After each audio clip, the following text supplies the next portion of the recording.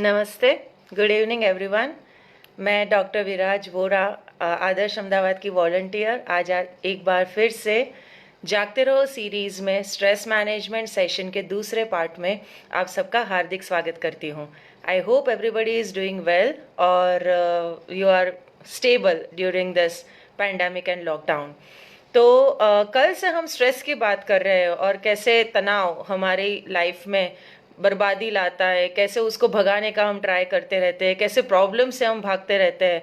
But yesterday we learned seeing कि कैसे हमारी वांट और नीड बहुत सारा स्ट्रेस क्रिएट करती है। हमारी इच्छाएं और हमारी ज़रूरतें, वो दोनों कैसे हमारी लाइफ में स्ट्रेस के लिए पार्ट प्ले करती है, that we understood. And I hope कि कल कुछ आपने इस बारे में सोचा होगा कि मुझे लाइफ में कितनी चीज़ों की ज़रूरत है और मुझे लाइफ में कितनी चीज़ों की इच्छाएं हैं, और अगर मैं ज़रूरतों में रहना शुरू करूं तो एक्चुअली स्ट्रेस बहुत कम हो सकता है।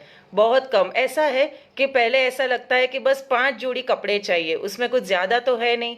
फिर वो 5 जोड़ी कपड़े रखने के लिए एक बड़ा सा कपबोर्ड चाहिए, फिर वो बड़ा सा कपबोर्ड रखने के लिए एक बड़ा सा मकान चाहिए, बड़ा सा कमरा चाहिए, फिर बड़ा सा कमरे के लिए एक बड़ा मकान होना चाहिए, फिर बड़ा मकान कोई बड़े शहर में हो तो अच्छा लगेगा। तो ऐसे ही ये चेन बढ़ती जाती है। हमें लगता है कि हर एक चीज़ ज़रूरत है और वो ज़रूरत नहीं होती है, वो इच्छा होती है, क्योंकि जहाँ पे कट ऑफ करना होता है वहाँ हम कट ऑफ नहीं कर पाते हैं। और कभी कभी ऐसा होता है कि हमें सब कुछ ही चाहिए। जैसे कि अगर एक बच्चा हो हमारा, तो हम सोचते हैं कि वो पढ़ाई में भी अव्वल नंबर आए, स्विमिंग में भी फर्स्ट आए, ट्रैकिंग भी आना चाहिए, फिजिकली भी फिट होना चाहिए, उसको गाना भी अच्छा आना चाहिए। ये सब कुछ चाहिए। इसके लिए ये सारे प्रॉब्लम्स आते रहते हैं, because all these things are our wants. और वो वांट के पीछे भागते भागते हम इतना तनाव ले लेते हैं कि हम वो भी नहीं रियलाइज कर पाते हैं कि कैसे हमारी लाइफ को हम उसके पीछे बर्बाद कर रहे हैं। Okay, so starting from that, अगर तो अब आपकी जो भी प्रॉब्लम की लिस्ट होगी बड़ी, उसमें से वांट वाले प्रॉब्लम तो निकल गए कि अभी ये सब तो प्रॉब्लम गिन नहीं सकते। ऐसा हो सकता है कि लाइफ अच्छी तरीके से जिए और अगर कुछ साल बच जाए या कुछ पैसे बच जाए तो वो सब जो हमारी इच्छाएं हैं वो शायद हम पूरी करने का सोचें। लेकिन जब तक वो नहीं है तब तक तो ये सारे स्ट्रेस पे हमें क्रॉस मारना पड़ेगा कि ये नहीं होने वाला है। इससे हम स्ट्रेस या प्रॉब्लम नहीं समझ सकते हैं, क्योंकि करंट सिचुएशन और डिजायर्ड सिचुएशन के बीच का जो गैप है वो गैप हमारे हाथ में है। कितना गैप रखना है, कितना गैप उसको क्लोज करना है, वो सब हमारे हाथ में है। तो we create our problems, that is a good saying. ये याद रखना चाहिए कि हम खुद ही अपने प्रॉब्लम्स बनाते हैं। तो वो जितने भी सारे प्रॉब्लम्स है जो हमने बनाए हैं वो तो हम कट कर ही सकते हैं। अभी आज वो बाकी सारे प्रॉब्लम्स की बात कर रहे हैं जो शायद नीड में रह गए हैं। ओके, तो will go step by step. आज उसकी बात करते हैं, फिर कल I will say in the end के कल किसकी बात करेंगे। ओके तो जो भी प्रॉब्लम, अभी जैसे प्रॉब्लम मैं बोलती हूँ कि दिमाग में कोई ना कोई प्रॉब्लम तो आ ही जाता होगा। किसी का फाइनेंशियल, किसी का हेल्थ, किसी का बच्चों का, किसी का जनरेशन गैप का, कुछ ना कुछ प्रॉब्लम्स तो चल ही रहे होंगे। ओके, तो नाउ आई वुड से कि ये जो प्रॉब्लम है वो प्रॉब्लम को 3 भाग में डिवाइड कर सकते हैं। या तो ये पास्ट का हो सकता है, या तो प्रेजेंट का, या तो फ्यूचर का। Okay, I would give you one example कि एक लेडी थी, वो लेडी का कोई नज़दीक के रिलेटिव थे जो ब्रेन ट्यूमर की वजह से गुजर गए थे। तो वो लेडी छोटी थी तब से, उसको लड़की थी छोटी तब से उसको चिंता थी कि मुझे ब्रेन ट्यूमर होगी तो ब्रेन ट्यूमर होगी तो जब भी उसको सर दर्द होता उसको टेंशन वही हो जाता कि मुझे ब्रेन ट्यूमर होगा, मुझे ब्रेन ट्यूमर होगा। तो वो टेंशन में वो बार बार डॉक्टर के पास जाके अपना चेकअप करवाती, प्लीज चेक कर लो ना, मुझे ब्रेन ट्यूमर तो नहीं है। तो डॉक्टर हर बार बोले कि नहीं है, नंबर आ गए हैं, या माइग्रेन है, या टेंशन की वजह से है, ये है वो है, लेकिन वो मानती नहीं थी। कितनी बार सीटी स्कैन करवाए होंगे लेकिन हर बार नॉर्मल आते थे। ऐसे करते करते करते जब वो 30 साल की हुई तब एक बार ऐसा सर दर्द हुआ और वो डॉक्टर अब परेशान हो गए थे कि ये हमेशा छोड़ती नहीं है, बस ब्रेन ट्यूमर के पीछे 30 साल से लगी हुई है, एक बार और सीटी स्कैन करवा लो। अब तो वो जैसे आती थी डॉक्टर सीटी स्कैन प्रिस्क्राइब ही कर देते थे, और सीटी स्कैन करवाया और हुआ यूं कि छोटा सा ट्यूमर दिखा। अब उसको सबकॉन्शियस माइंड का रूल समझ लो या एक्चुअली में उसका नसीब समझ लो या जो भी था, ब्रेन ट्यूमर दिखा। डॉक्टर ने बोला कि देखो एकदम इनिशियल स्टेज में है। वैसे उसका फर्स्ट सेंटेंस डॉक्टर को यही था कि मैंने बोला था ना कि मुझे ब्रेन ट्यूमर है, मैं बचपन से बोल रही हूँ कि मुझे ब्रेन ट्यूमर है, लेकिन कोई मान नहीं रहा था। डॉक्टर ने बहुत समझाया कि ये पिछले 6 महीने का ही डेवलपमेंट है, इतना छोटा सा है, एकदम माइनर सर्जरी से निकल जाएगी and you are not in danger, आपको कोई प्रॉब्लम नहीं होने वाला है, no paralysis, no function loss, nothing. तो एक छोटी सी सर्जरी करवा लो, 6 महीना 1 साल होगा and you will B normal. Lady को करवानी पड़ी, 1 साल उसको रिकवरी में लगा। अभी 1 साल था, वो एक्चुअल उसका प्रॉब्लम का फेज गिन सकता है कि जिसमें एक्चुअल ब्रेन ट्यूमर थी और एक्चुअली उसके ट्रीटमेंट के अंडर को जाना पड़ा, और वो सारा पेन और मेडिसिन और एक्सरसाइजेस और वो जो सब भी कंसिक्वेंसेज होते हैं वो सब उसको झेलने पड़े। और अब जैसे ही ट्रीटमेंट खत्म हुई और जैसे ही नॉर्मल हो गई, अब उसका दूसरा रोना शुरू हो गया कि देखो मैंने बचपन से बोला था कि ब्रेन ट्यूमर है, ब्रेन ट्यूमर निकली, मुझे ये सर्जरी करवानी पड़ी, मुझे ये सर्जरी करवानी पड़ी। तो वो जब तक जिंदा थी तब तक उसका ये ही गाना चलता रहा कि मुझे ब्रेन ट्यूमर हुई थी। अभी ये ब्रेन ट्यूमर का फेज था 6 मंथ्स to 1 year, 6 महीने से 1 साल के बीच में ब्रेन ट्यूमर का डिटेक्ट होना, उसकी ट्रीटमेंट होना और उसकी रिकवरी होना, ये सब खत्म हो गया। पर उसने इसका स्ट्रेस कब तक लिया? 80 साल तक, कि मुझे ब्रेन ट्यूमर हुआ था। तो लाइफ में बहुत सारे प्रॉब्लम्स को हम ऐसे ही ऐसे में से ऐसे कर देते हैं कि होता छोटा सा है, एक बार हुआ होता है, लेकिन उसको पास्ट में से प्रेजेंट में लाकर, प्रेजेंट में से फ्यूचर में ले जाकर वी क्रिएट अननेसेसरी स्ट्रेस। कोई जरूरत ही नहीं है वो तनाव की, वो तनाव खुद ब खुद बनाते जाते हैं। तो ऐसे बोलते हैं कि stress is man made. Problem शायद कुदरती हो सकती है, प्रॉब्लम शायद मैन मेड या किसी दूसरे की भी वजह से हो सकती है, पर प्रॉब्लम के साथ जो रिलेटेड स्ट्रेस है वो तो बेसिकली मैन मेड ही है, वो तो इंसान खुद ही बनाता है। तो ये स्ट्रेस कहाँ तक लिमिटेड रखना है वो हमारे हाथ में है। एक और एग्जांपल देती हूँ। अगेन एक साधु था और एक शिष्य था, और वो दोनों हमेशा साथ साथ ही रहते थे। तो साधु ने शिष्य को बहुत समझाया था कि देखो स्त्री को कभी छूना मत, हम साधना में है और हमें ब्रह्मचर्य का पूरा पालन करना है, तो कभी भी स्त्री को हम छू नहीं सकते, तो बिल्कुल ध्यान रखना है इस बात का। और शिष्य बराबर समझ गया था कि कभी भी स्त्री के सामने ना नजर ऊंची करके देखना है और ना उनको छूना है। अभी एक बार ये साधु और शिष्य एक गांव से दूसरे गांव जा रहे थे, तो बीच में नदी पार करने का मौका आया। अभी वो नदी के पास एक स्त्री खड़ी थी जो नदी पार नहीं कर पा रही थी। वैसे पानी कुछ उतना ज्यादा गहरा नहीं था, लेकिन फिर भी वो अंदर जा नहीं पा रही थी, डर लग रहा था उसको। तो वो ऐसे हिचकिचा रही थी, जाऊं या ना जाऊं, जाऊं या ना जाऊं। और हर एक बंदा वहां से निकल रहा था, ऐसा नहीं था कि सिर्फ साधु और शिष्य थे, पर कोई उसको उसके तरफ कुछ ध्यान नहीं दे रहा था, सब उसको नजरअंदाज करके इग्नोर करके निकल जा रहे थे। तो ये साधु ने देखा कि ये स्त्री परेशान है यहाँ पर, तो गए और पूछा कि बहन जी आपको क्या प्रॉब्लम है? तो बोले मुझे नदी पार करनी है, उस तरफ जाना है, लेकिन ये पानी में से जाने में मुझे डर लग रहा है। तो साधु ने उसको बोला कि बहन उतना ज्यादा पानी नहीं है, आराम से पैर रख के निकल के चल के आराम से जा सकती हो, क्यों इतनी चिंता कर रही हो, चलो हम साथ चलते हैं। लेकिन पता नहीं उसको पहले का क्या डर होगा, वो पानी में पैर रख ही नहीं पा रही थी। तो फाइनली गुरुजी ने ऐसा किया कि वो स्त्री को अपने कंधे पे बिठा दिया और नदी पार कर ली, और फिर नदी के पार जाकर स्त्री को नीचे उतार दिया। और वो शिष्य साथ साथ में चल रहा है, लेकिन सोच रहा है कि ये गुरुजी तो सिखा रहे हैं कि स्त्री को कभी छूना नहीं, स्त्री के सामने नजर ऊंची करके देखना नहीं, और खुद तो स्त्री को कंधे पे उठाकर नदी पार करके ले आए, ना किसी और को बोला, ना स्त्री को दूसरी तरीके से हेल्प की, बस उसको उठा लिया ऊपर। ऐसे थोड़ी ना चलता है। तो उसके साथ साथ फिर आगे चलने लगे, स्त्री अपने रास्ते चली गई, ये दोनों अपने रास्ते निकल गए। लेकिन ये शिष्य कुछ बोल नहीं रहा था, अब वो शांत हो गया। 1-2 घंटे से दिमाग में उसके ये चल रहा है कि ये गुरुजी ने क्या किया, ये गुरुजी ने क्या किया। तो गुरुजी को अंदाजा तो आ गया कि ये शिष्य हमेशा कुछ ना कुछ बोलता रहता है, कुछ ना कुछ पूछता रहता है, आज एकदम शांत क्यों है। तो उसने गुरुजी ने पूछा कि बच्चे क्या हुआ, क्यों कुछ बोल नहीं रहा है आज? बोले गुरुजी कुछ नहीं। बोले नहीं, कुछ तो तेरे मन में व्यथा है, ऐसे तो तू चुप नहीं रहता है कभी। तो बोला कि गुरुजी आप ऐसे हमेशा बोलते हो कि स्त्री को छूना नहीं, स्त्री के सामने नजर ऊंची करके देखना नहीं, और आज आप उसने स्त्री को कंधे पे उठा दिया, तो मुझे लग रहा था कि पता नहीं ये सही है या गलत है। तो गुरुजी ने बोला बेटे मैंने तो 2 घंटे पहले स्त्री को निकाल दिया, स्त्री को उतार भी दिया कंधे से, तू 2 घंटे से उसको अपने दिमाग पे बैठा के चल रहा है। See how we make this problem this much. कभी किसी ने अगर कुछ बोल दिया, कभी किसी ने कुछ हर्ट कर दिया, तो वो 2 मिनट का काम होता है। शायद उनको बोलना नहीं आता है, शायद वो, जैसे हमने लास्ट टाइम डिस्कस किया था, उनका फोल्डर कुछ अलग तरीके का है, उनकी परवरिश कुछ अलग तरीके की है, उसकी वजह से उन्होंने कुछ बोल दिया, वो तो बोल के निकल गए, उनके दिमाग से निकल गया। हम कितने टाइम तक अपने दिल में रख के बैठे रहते हैं?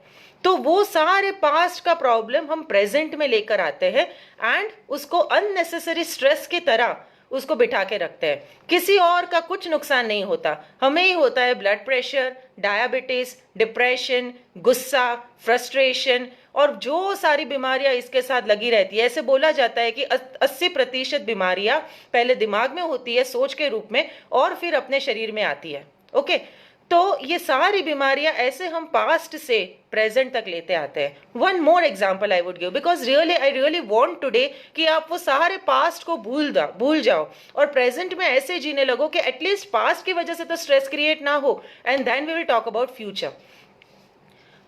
yes, I met a person, I am a divorced lady, और बहुत सारे डिवोर्स से निकलने वाले लोग या डिवोर्स से गुजर चुके हैं वो लोग जिनको पीस नहीं मिली होती है, जिसको उनके साथ बैलेंस नहीं हुआ होता है, कि शांति नहीं मिलती है उस इंसिडेंट से, वो लोग बहुत बार कांटेक्ट करते हैं कि बात करनी है, because I am really happy in my life, genuinely बहुत ही खुश हूं मैं। तो उनको ऐसे लगता रहता है कि मैं कैसे खुश हूं, तो ऐसे बहुत सारे लोग बात करते हैं। तो एक बार एक भाई थे, अबाउट 50-60 ईयर्स के होंगे, जिनके डिवोर्स को करीबन 25-30 साल हो गए थे, लेकिन अभी तक उनको वो इंसिडेंट से आराम नहीं मिला था, दिमाग में उसका समाधान नहीं हुआ था, तो किसी ना किसी से बात करना चाहते रहते थे। तो एक बार बोले कि आप कैसे इतने खुश हो, इतने यंग हो, डिवोर्स हो गया है, खुश कैसे हो? मैंने बोला हो जाता है, मतलब आदर्श अहमदाबाद है, सारे नियम हमें पता है खुश होने के, अप्लाई करते रहते हैं तो हो जाता है, कुछ प्रॉब्लम तो नहीं है। बोले नहीं, मुझे आपके साथ बात करनी ही करनी है। ठीक है, मिले हम आदर्श अहमदाबाद में और बात की तब पता चला मुझे कि उनको 25-30 साल पहले जो भी झगड़े हुए थे, वो झगड़े एक एक सेकंड उनको याद थी, एक एक सेंटेंस उनको याद था, जो उन्होंने क्या बोला था, उनकी वाइफ ने क्या बोला था, उस टाइम पे उनकी मम्मी क्या कर रही थी, उनके पापा क्या कर रहे थे, उनकी वाइफ के मम्मी पापा का स्टेप क्या था, एक एक बात उनको याद थी। वैसे मैं काउंसलर तो हूं नहीं, इसलिए मैं कुछ ज्यादा सलाह नहीं देती, I am just a listening person, ऐसे किसी को बात करनी हो तो I can just listen to them. तो फाइनली जब उन्होंने आधे घंटे पौने घंटे तक बात की और मैं बस सुनती रही कि हाँ ओके ठीक है, हो गया, और फिर फाइनली उन्होंने बोला कि देखो इतना सब हो गया, उसके बाद मेरा डिवोर्स हुआ।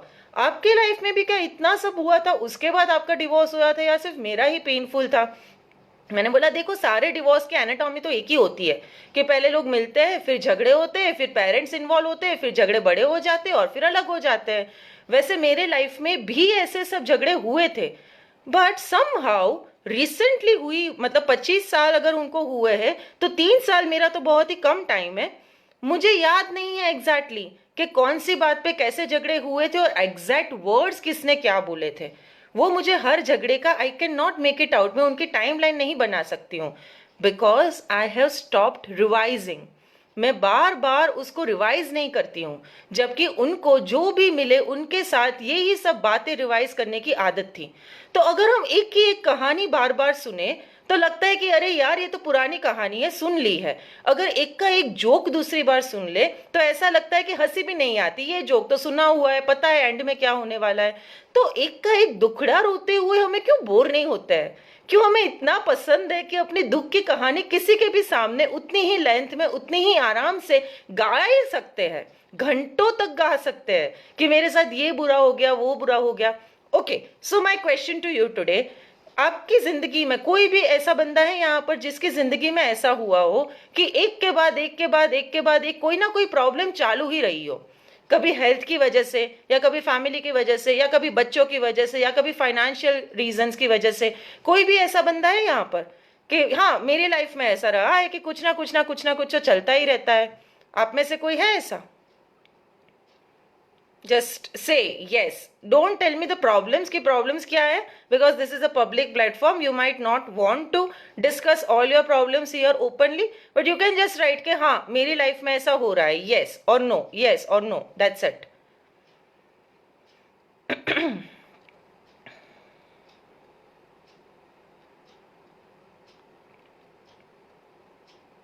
Come on.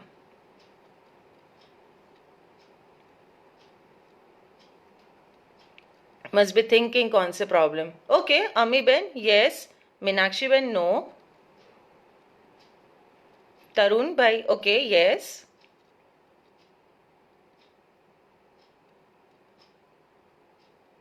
Viraj ben yes, one more yes, Deepti ben what do you say, Vipul bhai yes, Taranjeet bhai yes, yes, good, you flow like a river. Okay, so most of the people yes. Sometimes we think like कि हम एक ही ऐसे हैं कि जिसकी life में कुछ ना कुछ प्रॉब्लम चलते ही रहते. It is not like that. इतने तो हम सेंटर ऑफ अट्रैक्शन नहीं है कि भगवान का इतना अटेंशन हमारे ऊपर नहीं है कि सब हमें ही आता रहता है. सबकी लाइफ में चलते ही रहते हैं. और ये जो लोग भी नो बोल रहे हैं, they also have problems. It's about sometimes just perspective, कि जो प्रॉब्लम होते हैं उनको प्रॉब्लम की तरह ना देखकर कभी अपॉर्चुनिटी की तरह देख लेते हैं, कभी इग्नोर कर देते हैं कि ठीक है ना, सबकी लाइफ में ऐसे चलता रहता है. मतलब जो नो बोल रहे हैं, आई डोंट बिलीव कि वो एक्चुअली नो है. So yes, everybody has problems in life. लेकिन जैसे पेज में 11 और 12 नंबर के पेज आगे पीछे हो, तो जब मैं 11 नंबर का पेज पढ़ रही हूं, तब साथ ही मैं 12 नंबर का पेज पढ़ना ट्राई करूं तो 11 नंबर नहीं पढ़ पाऊंगी. जैसे मैं ड्राइविंग कर रही हूं, तो ड्राइविंग करते वक्त मैं अगर साइड ग्लास से पीछे ही देखती रहूंगी तो मैं आगे नहीं देख पाऊंगी. वैसे ही every time if I will keep looking at the past, अगर मैं हमेशा ही अपने पास्ट में देखती रहूंगी तो मैं आगे नहीं देख पाऊंगी. We have to stop giving past any of the stresses in our life that we are giving right now. हमारी लाइफ में पास्ट की वजह से कोई भी स्ट्रेस प्रेजेंट में आने की जरूरत नहीं है. मतलब ऐसा हुआ कि अगर उस टाइम पे कुछ प्रॉब्लम हुआ था, पास्ट में किसी ने कुछ बोल दिया था या किसी का कुछ कुछ हो गया था, एनीथिंग दैट हैपेंड, उस टाइम पे एक बार पेन हुआ which was involuntary, which was not in your control, जो आपके कंट्रोल में नहीं था. लेकिन जब दूसरी बार उसको रिवाइज किया, तब तो खुद ही अपने पैरों पे कुल्हाड़ी मारी ना, क्योंकि उस टाइम तो गोल्डन मोमेंट था, प्रेजेंट में तो कोई प्रॉब्लम नहीं था. लेकिन अपनी सोच से पास्ट में से उसको ले आए और प्रेजेंट मोमेंट खराब कर दिया. तो ये तो बिल्कुल ही फुलिश काम हुआ, मूर्खों का काम हुआ कि ये पास्ट में जो हुआ था, एक बार कुल्हाड़ी लगी थी, उसमें से हील होने की बजाय दूसरी बार उसी घाव पे हम कुल्हाड़ी मारते हैं. Why should we do that? Why do we torture ourselves this way? जरूरत ही नहीं है. उसकी जगह पे पास्ट का एक काम कर सकते हैं, we can learn lesson from it. सीख सकते हैं कि इतने गंदे झगड़े किए हैं, तो नेक्स्ट टाइम अगर झगड़े की नौबत ही ना आए तो बहुत अच्छा है, नहीं ही आनी चाहिए. लेकिन अगर झगड़ा हो भी जाए तो ऐसे जाकर जल्दी से सॉरी कह देना है, या अपनी गलती देखने का ट्राई करना है, या फिर कुछ कैसे उसको सुधार सकते हैं, कैसे अपने आप को सुधार सकते हैं, वो देखने का ट्राई कर सकते हैं. लेसन भी बहुत टाइप के हो सकते हैं. देखो, मान लो कि अगर मैं यहाँ से लाल दरवाजा 2 व्हीलर पे जाती हूँ और मुझे एक्सीडेंट हो जाता है, रिक्शा वाले के साथ टक्कर हो जाती है. अभी ये हुआ एक इंसिडेंस, ये इंसिडेंस हुआ पेनफुल, तो इसको पास्ट में छोड़ना है, लेकिन इसमें से कुछ लेसन तो लेना है. लेसन ऐसे लेना है कि जैसे गन्ने के जूस वाला गन्ना अंदर मशीन में डाल के कितनी बार उसका जूस निकालता है, बाद में जो उसका कचरा रह जाता है ना, उसके ऊपर मक्खियां भी नहीं बैठती है, वैसे उसका जूस निकाल देना है पास्ट का. लेकिन कैसे? अभी ये जो स्कूटर वाला इंसिडेंस है, जो एक्सीडेंट हुआ, उसमें से बहुत सारे लेसन्स मिल सकते हैं. जैसे कि नंबर 1 कि मुझे हेलमेट पहनना चाहिए, तो शायद नहीं पहना और सर में लगी हो तो वो अवॉइड हो सके. दूसरा ये हो सकता है कि मुझे लाल दरवाजा कभी 2 व्हीलर लेकर नहीं जाना चाहिए. तीसरा हो सकता है कि मुझे 2 व्हीलर ही नहीं चलाना चाहिए. चौथा हो सकता है कि मुझे थोड़ा ध्यान से ड्राइव करना चाहिए. पांचवा हो सकता है कि मुझे थोड़ी स्पीड कंट्रोल में रखनी चाहिए, या फिर टर्न लेते वक्त इंडिकेटर का ध्यान रखना चाहिए. इसमें से कोई भी लेसन मैं ले सकती हूँ. अगर मान लो कि ये लेसन लिया कि नेक्स्ट टाइम जब बाहर जाऊंगी तब मैं थोड़ा सा ध्यान से चलाऊंगी, then it can be also one lesson. और it can also be a lesson कि टू व्हीलर चलाना ही नहीं है, क्योंकि जब ड्राइव करती हूँ तो एक्सीडेंट होता है. अब इन दोनों में से कौन सा लेसन लेना, तो सोचो कि कौन सा लेसन लेने से लाइफ ईजी हो सकती है. बिल्कुल ही ड्राइव ना करूं तो क्या उतने पैसे है, क्या उतनी फैसिलिटी है कि लाइफ इजी हो जाएगी? क्या दूसरे पर डिपेंडेंट रहकर हमेशा काम करना इजी रहेगा? If yes, okay, take that lesson. पर अगर ऐसा लग रहा है कि बिल्कुल ही ड्राइविंग बंद कर देने से लाइफ ज्यादा मुश्किल हो जाएगी, then it is better to take the lesson कि ड्राइविंग थोड़ा ध्यान से करेंगे, सेकेंड वे, कभी कुछ कुछ लोगों को रिलेशनशिप में धोखा मिलता है, उसके बाद दे स्टॉप ट्रस्टिंग पीपल, ऐसे सोचते हैं कि किसी को ट्रस्ट ही नहीं करना है, अभी किसी के साथ जुड़ना ही नहीं है. Okay, if that is making their life easier, it is okay not to be in a relationship with anyone. पर किसी के ऊपर भरोसा नहीं करना, is that practical, is it possible? Possible ही नहीं है, क्योंकि अगर हम बस में भी चढ़ते हैं तो कभी बस ड्राइवर का लाइसेंस देखा है, कभी उसका ड्राइविंग रिकॉर्ड देखा है, कभी उसका क्रिमिनल रिकॉर्ड देखा है, कभी ये देखा है कि जो जिस बंदे ने बस ड्राइविंग करने की नौकरी ली है वो ही ड्राइव कर रहा है या नहीं? नहीं, इसमें से हम ये कुछ चेक नहीं करते हैं, because we trust them without knowing anything. जब फ्लाइट में जाते हैं तो पायलट को कभी कई बार तो देखते भी नहीं है कि कौन फ्लाइट को उड़ा रहा है, राइट? फिर भी हम ट्रस्ट करते हैं. तो किसी के ऊपर ट्रस्ट नहीं करना, that is not the practical lesson of life. तो उसमें से ऐसा लेसन लो पास्ट में से जो फ्यूचर को ईजी बना सके. That is the lesson you want to take from past. But from now on, I am not going to stress on this कि don't take past into future. Past की कोई भी चीज को इतना इंपॉर्टेंस मत दो कि वो प्रेजेंट को भी डार्क कर दे, फ्यूचर को भी डार्क कर दे, और आप इतने स्ट्रेस में आ जाओ कि आप कुछ कर ही ना सको. कितने लोग ऐसे होते हैं जो आकर बोलते हैं कि यार आज सुबह सुबह एक विचार ऐसा आ गया, पास्ट में सास ने ऐसा कुछ बोल दिया था, पूरा दिन मूड खराब हो गया, पूरा दिन कुछ मन ही नहीं कर रहा है. And rather than feeling sympathy for them, I really feel कि ये कितने अज्ञान लोग हैं. क्यों नहीं समझ रहे हैं कि वो एक बार हुआ एक इंसिडेंस है, ये लाइफ तो मेरी है, ये दिन तो मेरा है, कैसे इसको वेस्ट कर सकते हैं किसी के नाम से बस मूड खराब करके? ये मूड तो मेरा है, मेरे हाथ में होना चाहिए ना, कितना खराब करना कितना नहीं खराब करना वो तो मेरे बस की बात है. I should not give that freedom to anyone at all. Okay, now let's go to the future. अभी जो प्रॉब्लम्स होंगे वो सारे शायद फ्यूचर के लिए होंगे, कि अभी 2 महीने के बाद फाइनेंशियल कंडीशन का क्या होगा, जब मेरी बच्ची शादी के लायक हो जाएगी तब उसका क्या होगा, जब मैं बूढ़ा हो जाऊंगा तब मेरी फाइनेंशियल सिक्योरिटी का क्या होगा. ओके, सो समटाइम्स जितना हम सोचते हैं उतने प्रॉब्लम्स आते भी नहीं हैं. ओके, फॉर एग्जाम्पल, एक स्टूडेंट थी मेरी जो डिवोर्स थी, और वो बोल रही थी कि मेरे हस्बैंड को मेरी साइड के सारे रिलेटिव्स से प्रॉब्लम था.